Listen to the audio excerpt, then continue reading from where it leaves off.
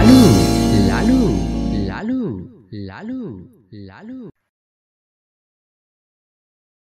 লালু লেখক শরৎচন্দ্র চট্টোপাধ্যায়।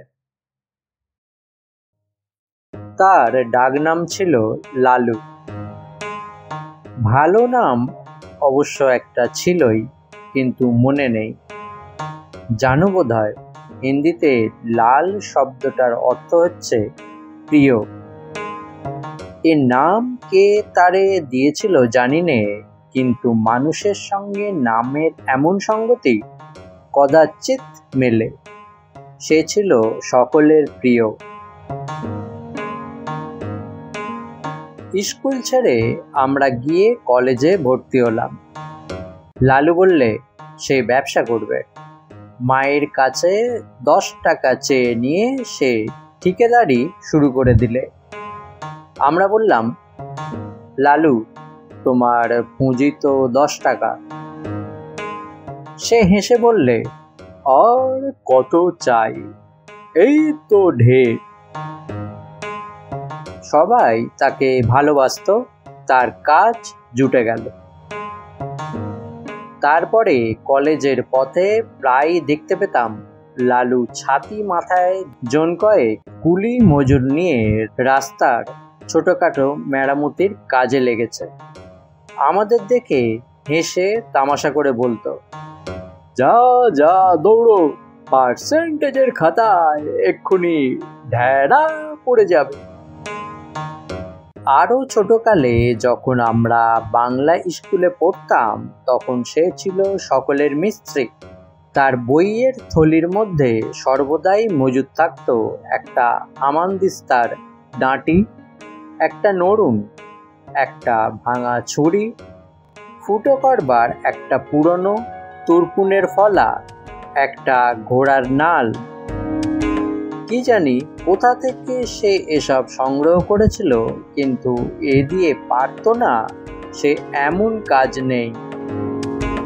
স্কুল শুদ্ধ সকলের ভাঙা ছাতি সারানো, প্লেটের ফ্রেম আটা, খেলতে গিয়ে ছিঁড়ে গেলে তখনই জামা কাপড় সেলাই করে দেয়া, এমন কত কি। কোনো কাজ কখনো না বলতো না, আর করতো চমৎকার। একবার ছট পরবের দিনে কয়েক পয়সার রঙিন কাগজ আর শোলা কিনে কি একটা নতুন তৈরি করে সে গঙ্গার ঘাটে বসে প্রায় 2.5 টাকার খেলনা বিক্রি করে ফেললে। তার থেকে আমাদের পেট ভরে চিনেবাদাম ভাজা খাইয়ে দিলে। বছরের পর বছর যায়, সকলে বড় হয়ে উঠলাম। জিমন্যাস্টিকের আখড়ায় লালুর সমকক্ষ কেউ ছিল না। তার গায়ে জোর ছিল যেমন অসাধারণ, সাহস ছিল তেমনি অপরিসীম। ভয় কারে কয় সে বোধ করেই জানত না। সকলের ডাকেই সে প্রস্তুত, সবার বিপদেই সে সকলের আগে এসে উপস্থিত। কেবল তার একটা মারাত্মক দোষ ছিল, কাউকে ভয় দেখাবার সুযোগ পেলে সে কিছুতে নিজেকে সামলাতে পারত না। এতে ছেলে বুড়ো গুরুজন সবাই তার কাছে সমান। আমরা কেউ ভেবে পেতাম না ভয় দেখাবার এমন সব অদ্ভুত ফন্দি তার মাথায় এক নিমেষে কোথা থেকে আসে। দু একটা ঘটনা বলি। পাড়ার মনোহর চাটুর্যের বাড়ি কালী পুজো। দুপুর রাতে বলির ক্ষণ বয়ে যায়, কিন্তু কামার অনুপস্থিত। লোক ছুটল দৌড়ে আনতে, কিন্তু গিয়ে দেখে সে পেটের ব্যথায় অচেতন। ফিরে এসে সংবাদ দিতে সবাই মাথায় হাত দিয়ে বসল। উপায়, এত রাত্রে ঘাতক মিলবে কোথায়? দেবীর পুজো পণ্ড হয়ে যায় যে। কে একজন বললে, পাঁঠা কাটতে পারে লালু, এমন অনেক সে কেটেছে। লোক দৌড়লো তার কাছে। লালু ঘুম ভেঙে উঠে বসল, বললে, না। না কি গো? দেবীর পুজোয় ব্যাঘাত ঘটলে সর্বনাশ হবে যে। লালু বললে, হয় হোক গে, ছোটবেলায় এ কাজ করেছি, কিন্তু এখন আর করব না। যারা ডাকতে এসেছিল তারা মাথা ঘুরতে লাগলো। আর 10-15 মিনিট মাত্র সময়, তারপরে সব নষ্ট, সব শেষ। তখন মহাকালীর কোপে কেউ বাঁচবে না। লালুর বাবা এসে আদেশ দিলেন যেতে। বললেন, ওরা নিরুপায় হয়েই এসেছেন, না গেলে অন্যায় হবে, তুমি যাও। সে আদেশ অমান্য করার সাধ্য লালুর নেই। লালুকে দেখে চাটুর্য মশাইয়ের ভাবনা ঘুচল। সময় নেই। তাড়াতাড়ি পাঁঠা উৎসর্গিত হয়ে কপালে সিঁদুর, গলায় জবার মালা পরে হাড়ি কাটে পড়ল। বাড়ি শুদ্ধ সকলের মা মা। রবে প্রচণ্ড চিৎকারে নিরুপায় নিরীহ জীবের শেষ আর্তকণ্ঠ কোথায় ডুবে গেল। লালুর হাতের খড়গ নিমেষে উদ্ধলিত হয়েই সজোরে নাবল। তারপরে বলির ছিন্নকণ্ঠ থেকে রক্তের ফোয়ারা কালো মাটি রাঙা করে দিল। লালু ক্ষণকাল চোখ বুজে রইল। ক্রমশ ঢাক ঢোল কাশির সংমিশ্রণে বলির বিরাট বাজনা থেমে এলো। যে পাঁঠাটা অদূরে দাঁড়িয়ে কাঁপছিল, আবার তার কপালে চড়ল সিঁদুর, গলায় দুলল রাঙা মালা। আবার সেই হাড়িকাঠ, সেই ভয়ঙ্কর অন্তিম আবেদন, সেই বহু কণ্ঠের সম্মিলিত মা মা ধ্বনি। আবার লালুর রক্তমাখা খাড়া উপরে উঠে চক্ষের পলকে নিচে নেমে এলো। পশুর দ্বিখণ্ডিত দেহটা ভূমিতলে বার কয়েক হাত পা আছড়ে কি জানি কাকে শেষ নালিশ জানিয়ে স্থির হলো। তার কাটা গলার রক্তধারা রাঙামাটি আরো খানিকটা রাঙিয়ে দিলে। ধুলিরা উন্মাদের মতো ঢোল বাজাচ্ছে। উঠানে ভিড় করে দাঁড়িয়ে বহু লোকের বহু প্রকারের কোলাহল। সম্মুখের বারান্দায় কার্পেটের আসনে বসে মনোহর চাটুর্যে মুদ্রিত নেত্রে ইষ্টনাম জপে রত।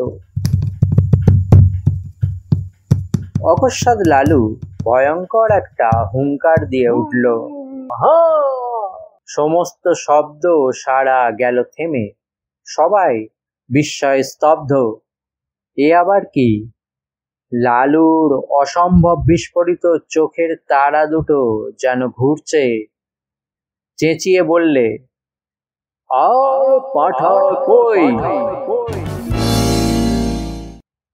বাড়ির কে একজন ভয়ে ভয়ে জবাব দিলে, আর তো পাঠান নেই, আমাদের শুধু দুটো করেই বলি হয়।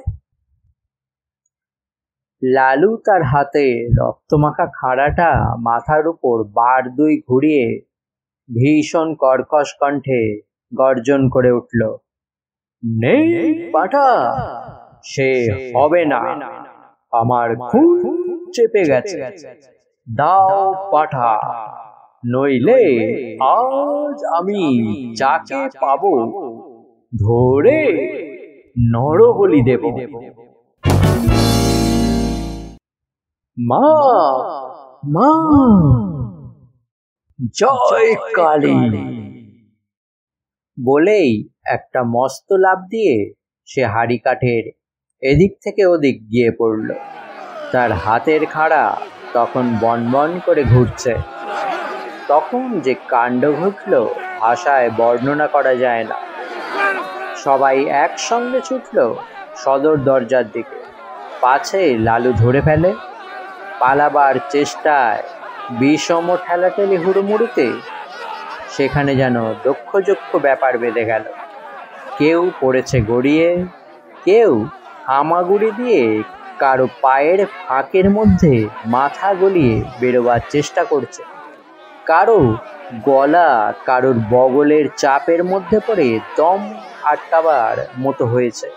একজন আর একজনের ঘাড়ের উপর দিয়ে পালাবার চেষ্টায় ভিড়ের মধ্যে মুখ থুবড়ে পড়েছে, কিন্তু এসব মাত্র মুহূর্তের জন্য। তারপরেই সমস্ত ফাঁকা। লালু গর্জে উঠল, মনোহর চাটুর্যে কই? পুরুত গেল কোথায়? পুরুত রোগা লোক, সে গন্ডগোলের সুযোগে আগেই গিয়ে লুকিয়েছে প্রতিমার আড়ালে। গুরুদেব কুশাসনে বসে চণ্ডী পাঠ করছিলেন। তাড়াতাড়ি উঠে ঠাকুর দালানে একটা মোটা থামের পিছনে গা ডাকা দিয়েছেন, কিন্তু বিপুলায়তন দেহ নিয়ে মনোহরের পক্ষে ছুটোছুটি করা কঠিন। লালু এগিয়ে গিয়ে বাঁ হাতে তার একটা হাত চেপে ধরলে, বললে, চলো, হাড়ি কাটে গিয়ে গলাও দেবে। একে তার বর্জ্যমুষ্টি, তাতে ডান হাতে খাড়া। ভয়ে চাটুর্যের প্রাণ উড়ে গেল। কাঁদো কাঁদো গলায় মিনতি করতে লাগলেন, লালু বাবা, স্থির হয়েছে দেখো, আমি পাঁঠা নই, মানুষ। আমি সম্পর্কে তোমার জ্যাঠামশাই হই বাবা। তোমার বাবা আমার ছোট ভাইয়ের মতো। সে জানি নে, আমার খুন চেপেছে। চলো, তোমায় বলি দেব, মায়ের আদেশ। চাটুর্যে ডুগরে কেঁদে উঠলেন, না বাবা, মায়ের আদেশ নয়, কখনো নয়, মা যে জগজ্জননী। লালু বললে, জগৎ জননী সে জ্ঞান আছে তোমার? আর দেবে পাঠা বলে? ডেকে পাঠাবে আমাকে পাঁঠা কাটতে? বলো। চাটুর্যে কাঁদতে কাঁদতে বললেন, কোনোদিন নয় বাবা, আর কোনোদিন নয়। মায়ের সম্মুখে 3 সত্যি করছি, আজ থেকে আমার বাড়িতে বলি বন্ধ। ঠিক তো? ঠিক বাবা, ঠিক। আর কখনো না। আমার হাতটা ছেড়ে দাও বাবা, একবার পায়খানায় যাব। লালু হাত ছেড়ে দিয়ে বললে, আচ্ছা যাও, তোমায় ছেড়ে দিলাম, কিন্তু পুরুত পালালো কোথা দিয়ে? গুরুদেব সে কই? এই বলে সে পুনশ্চ একটা হুঙ্কার দিয়ে লাফ মেরে ঠাকুর দালানের দিকে অগ্রসর হতেই প্রতিমার পিছন ও থামের আড়াল হতে 2 বিভিন্ন গলার ভয়ার্ত ক্রন্দন উঠল। সরু ও মোটায় মিলিয়ে সে শব্দ এমন অদ্ভুত ও হাস্যকর যে লালু নিজেকে আর সামলাতে পারলে না। হা হা হা করে হেসে উঠে দুম করে মাটিতে খাড়াটা ফেলে দিয়ে এক দৌড়ে বাড়ি ছেড়ে পালালো। তখন কারো বুঝতে বাকি রইল না খুন চাপা সব মিথ্যে, তার সব চালাকি। লালু শয়তানি করে এতক্ষণ সবাইকে ভয় দেখাচ্ছিল। মিনিট 5 মধ্যে যে যেখানে পালিয়েছিল ফিরে এসে জুটল।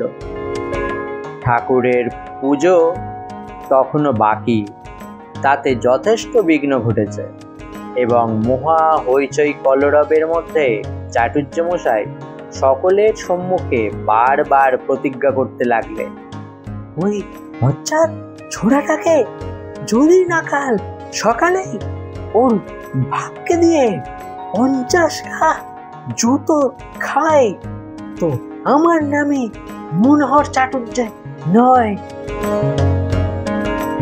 কিন্তু জুতো তাকে খেতে হয়নি। ভোরে উঠেই সে যে কোথায় পালালো, 7-8 দিন কেউ তার খোঁজ পেলে না। দিন 7 পরে একদিন অন্ধকারে লুকিয়ে মনোহর চাটুর্যের বাড়িতে ঢুকে তার ক্ষমা এবং পায়ের ধুলো নিয়ে সে যাত্রা বাপের ক্রোধ থেকে নিস্তার পেলে। কিন্তু সে যাই হোক, দেবতার সামনে সত্য করেছিলেন বলে চাটুর্যে বাড়ির কালী পুজোয় তখন থেকে পাঁঠা বলি উঠে গেল।